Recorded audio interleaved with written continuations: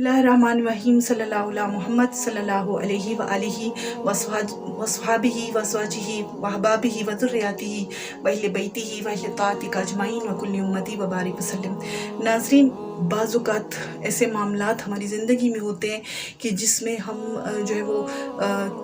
Security चाहते हैं अपने लिए, अपनी सेफ़ एंड साउंड के लिए हमें जो है वो कुछ ऐसा जो है वो कोई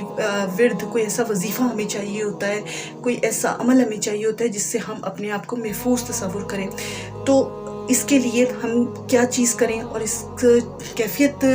में हमें क्या जो है वो ऐसा अमल इख्तियार करना चाहिए, ऐसा वजीफ़ा इख्तियार करना चाहिए जिससे हम अपने आप को हिफाजत में रखें हर तरह की डिफ़िकल्ट सिचुएशंस में, हर तरह के हालात में। तो ये अमल हमें कुरान पाक में इसकी आयत मुबारका के ज़रिए से हमें मिलता है कि किस तरीके से हम जो है वो अपनी हिफाजत का इंतज़ाम जो है वो कुरान पाक की इस आयत के ज़रिए से कर सकते हैं। और ये आयत इतनी प्यारी है, इतनी अच्छी और इतनी मुख्तसर सी ये आयत है कि जब भी मैं इसको पढ़ती हूँ और जब भी मैं इस तरीके से अपने आप को जो है वो महफूज रखने के लिए अपने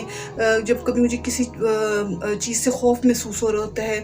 और मुझे ऐसे गैर महफूज तसव्वुर में कर रही होती तो मैं यही अमल करती हूँ और यकीन जाने उसके बाद मैं इतनी रिलैक्स हो जाती हूँ ये आयत मुबारका पढ़ने के बाद। और इस तरह से मुझे महसूस होता है कि जैसे अब मुझे कोई भी किसी भी किस्म की जो है वो गैर महफूज में खुद को मैं महसूस नहीं कर रही होती। नाज़रीन, कुरान पाक की इस आयत को आप पढ़िए और अपनी ज़िंदगी में जो है वो अपनी हिफाजत का इंतज़ाम कुरान पाक के ज़रिए से करिए। कुरान पाक में अल्लाह पाक फरमाता है,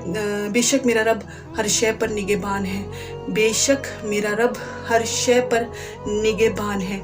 इस आयत मुबारका को आप जो है वो अपनी शामिल कीजिए अपनी ज़िंदगी में।